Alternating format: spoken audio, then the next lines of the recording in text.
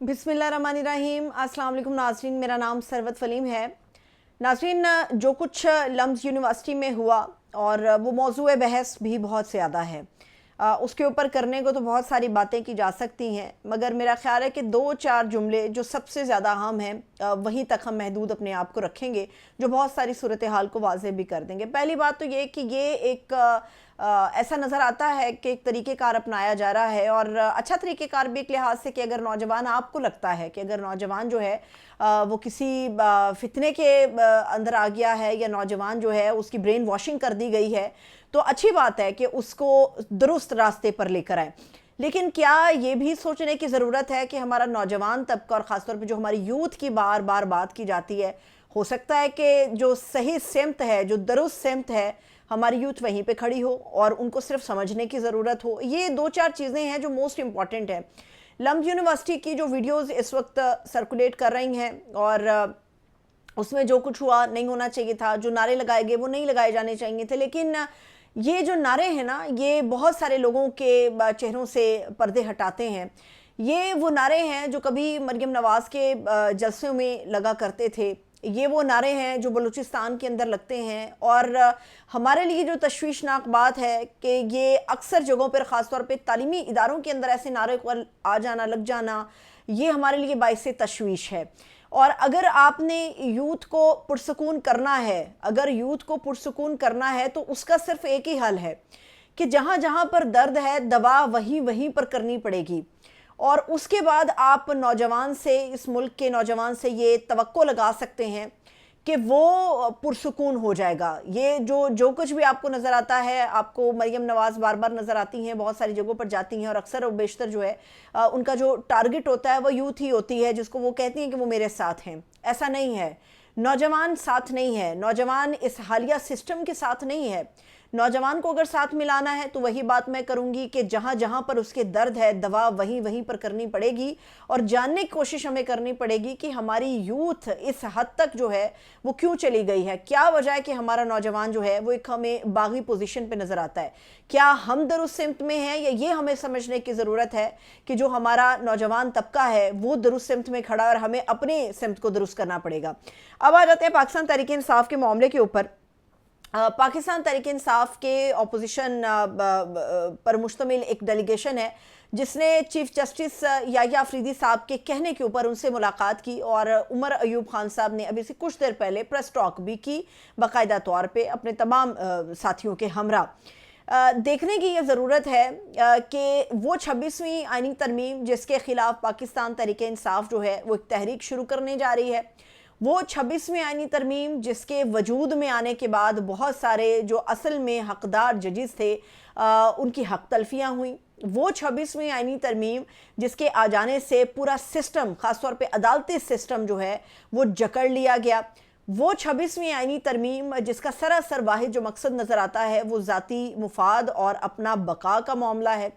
वो 26वीं आइनी तरमीम जिसके नतीजे में एक ही अदालत के अंदर रेगुलर और आइनी बेंचेस की एक लिमिटेशन आ गई, और उसके नतीजे में वजूद में आने वाले इन आइनी बेंचेस के ऊपर भी बेशबहा सवालात हैं। आम आदमी को छोड़ दीजिए, पाकिस्तानी अवाम को छोड़ दीजिए, सबसे ज़्यादा इस 26वीं आइनी तरमीम के ऊपर जो एतराज़ है वो पाकिस्तान तहरीक इंसाफ का है। और इसी तरमीम के नतीजे के अंदर जो है वो चीफ जस्टिस याह्या अफरीदी साहब जो हैं वो एक चीफ जस्टिस के ओहदे पर बराजमान हुए। क्या पाकिस्तान तहरीक इंसाफ ने 26वीं आइनी तरमीम को तस्लीम कर लिया है, जो उन्होंने याह्या अफरीदी साहब के साथ मुलाकात करके उनके सामने अपने तहफ़्फ़ुज़ात का इज़हार किया, या फिर अगर नहीं तस्लीम किया गया तो इस मुलाकात का मकसद क्या है? एक तरफ तो तनकीद की बौछार है कि जी ये 26वीं आइनी तरमीम ऐसे है वैसे है, और दूसरी तरफ जो है अपोजिशन और PTI के जो लोग हैं उन्होंने याह्या अफरीदी साहब से मुलाकात की है। मैं ये नहीं कह रही कि ये मुलाकात नहीं होनी चाहिए थी, क्यों की गई है, लेकिन अगर आपने इस मुलाकात को तस्लीम कर लिया है तो फिर आप 26वीं आइनी तरमीम को भी तस्लीम कर लीजिए, या फिर आप अगर इमरान खान के खिलाड़ी हैं तो फिर खड़े हो जाइए इमरान खान के साथ। उसकी वजह यह है कि इमरान खान की जिनसे अदावत रही, या जिनको इमरान खान तस्लीम नहीं करते, ना उनसे हाथ मिलाया उन्होंने कभी, ना उनका वो जिक्र करते हैं। और आपने देखा कि जनवरी के महीने के अंदर जो मुज़ाकरात हुए हैं हुकूमत और पाकिस्तान तहरीक इंसाफ के दरमियान, उसके अंदर भी इमरान खान साहब की आशीर्वाद शामिल नहीं थी। इमरान खान साहब ने पार्टी रहनुमाओं के कहने के ऊपर कहा कि ठीक है, अगर आपको शौक है तो मुज़ाकरात करके देख लीजिए, वरना उनको पहले से इस बात का अंदाज़ा था कि ये बेनतीजा रहेंगे, इसका कोई नतीजा जो है वो मौसूल नहीं होगा, और वैसा हुआ। یا تو آپ عمران خان کے کھلاڑی بن جائیے یا پھر آپ اپنی سمت کو درست کر لیجیے اور یہ سمجھ لیجیے کہ آپ نے 26ویں آئینی ترمیم اور اس کے تحت کھڑے ہونے والے اس عدالتی سسٹم کو جو ہے وہ آپ نے قبول کر لیا ہے۔ ایک اور بڑی اہم چیز ہے، میں عظمیٰ بخاری صاحبہ جو کہ وزیر اطلاعات ہیں پنجاب حکومت کی، اور انہوں نے عظمیٰ بخاری صاحبہ نے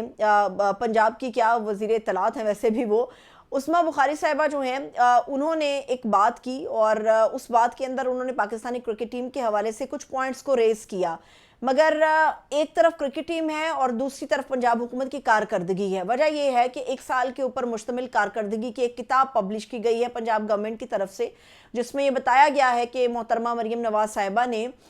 کتنی جاں فشانی کے ساتھ کام کیا اور کیا کیا کام کیا، اور ان کے جو کارنامے ہیں اس کو ایک کتاب کی شکل میں درج کیا گیا ہے۔ ایک تو یہ بڑا ہی میرے خیال میں وقت سے پہلے ہے، یا تو آپ نے اپنے 5 سال کا ٹینیور پورا کیا ہو، یا جتنی دیر بھی آپ کی حکومت رہی ہو آپ نے اس حکومت کا ٹینیور پورا کیا ہو، تو آپ لوگوں کو پھر بتاتے ہیں کہ بھئی یہ ہماری کارکردگی ہے اور یہ دیکھیں ہم نے یہ کیا، اور آپ اس سے موازنہ جو ایک ہے وہ ڈرا کرتے ہیں۔ لیکن اس کارکردگی کی رپورٹ کے اندر جو ہے وہ موسٹ پروبیبلی میں یقینی طور پہ پڑھوں گی اور آپ لوگوں کو بھی مشورہ دوں گی لازمی طور پہ پڑھے تاکہ اندازہ ہو سکے کہ کیا کیا مریم نواز صاحبہ نے کام کیے ہیں۔ انہوں نے اپنی کارکردگی رپورٹ میں جو موسٹ پروبیبلی کیا ہوگا، جو ان کا ایک ان کے کردار کے اندر ایک چیز نظر آتی ہے اور بار بار وہ اس چیز کو پروموٹ بھی کرتی ہیں، وہ یہ ہے کہ میں نے یہ کیا، ہم نے یہ کیا، پہلی بار پاکستان میں ہوا اور پہلی بار ہم نے کیا، ہم نے فلانی جگہ پہ یہ کام کیا، ہم نے فلانی جگہ پر پہلی مرتبہ تاریخ میں ریکارڈ مدت میں یہ کام کیا۔ موسٹ پروبیبلی یہ چیزیں ہوں گی۔ معاملہ یہ ہے کہ ہمارے ہاں وہ طارق متین صاحب، میں ہمیشہ ان کو طارق بھائی کہتی ہوں، ایک ان کے ساتھ اچھا وقت گزرا ہمارا ایک ہی نیوز چینل کے اندر، تو طارق بھائی جو ہیں انہوں نے بڑے خوبصورت جملہ یہ کہا کہ ہمارے ہاں یہ ایک روایت ہے کہ ہر چیز کو پہلی مرتبہ کہہ دیتے ہیں اور بڑھاوا دے کر اس کو بتاتے ہیں۔ تو جو پہلی بار کام کیے گئے نا اس میں بس لگی لپٹی ہوتی ہے، پہلی بار کا جو ایک نعرہ لگایا جاتا ہے اس میں دوبارہ سے پینٹ کر کے پرانی چیزوں کو رکھا جاتا ہے، اور پہلی بار پاکستان کے اندر جو انہوں نے ایک وہ بائک کا ٹریک بنایا ہوگا، یہ یقینی طور پہ میں آپ کو بتا رہی ہوں، وہ ایک ہی بارش کے اندر سارا کا سارا دھل گیا۔ عظمیٰ بخاری صاحبہ کی بات میں اس لیے کر رہی ہوں کہ میں نے جب ان کی ایک صحافی کے ساتھ بات چیت کو سنا تو اس میں انہوں نے کہا کہ جی ہمارے جو کرکٹرز ہیں نا وہ اس لیے ہار گئے کیونکہ ان کا زیادہ تر جو وقت ہے اور ان کی مصروفیت ہے نا وہ ایڈورٹیزمنٹ کے اندر گزرتی ہے۔ وہ اشتہار بنانے میں جو اتنی محنت کرتے ہیں، اگر انہوں نے کرکٹ کھیلنے کے لیے اتنی محنت کی ہوتی تو ان کی کارکردگی کچھ بہتر ہوتی۔ ان کا یہ کہنا ہے کہ ایڈ کرنے سے کارکردگی بہتر نہیں ہوتی، لیکن جو پنجاب حکومت ہے اگر ہم اس کی چیزیں دیکھیں تو وہاں پر اشتہار بہت زیادہ ہے پنجاب حکومت کا بھی، اور کارکردگی کی جو پہلی رپورٹ ہمارے سامنے لاہور کینال کے اوپر ایک بائک کا ٹریک ہے، وہ اس کی کارکردگی رپورٹ تو ہمارے سامنے آ گئی ہے کہ وہاں پر نہ جانے کوئی کسی کا کہنا ہے کہ 11 کروڑ کا تخمینہ لگایا گیا ہے، کسی کا کرے چلیے 1 کروڑ کا بھی اگر کام ہوا ہو تو یہ کیسا کام ہے کہ وہ رنگ جو ہے وہ ایک بارش کو نہیں سہ سکا۔ تو اگر آپ نے کارکردگی اچھی کرنی ہو تو پھر میرا بھی یہ خیال ہے کہ اشتہاروں سے کام نہیں چلتا، اشتہاروں کے بغیر آپ کو آگے بڑھنا پڑتا ہے۔ امید ہے کہ اس کتاب کو پڑھنے کے بعد ہمیں بہت ساری چیزوں کے بارے میں اندازہ ہوگا۔ اپنا خیال رکھیے، اجازت دیجیے، خدا حافظ۔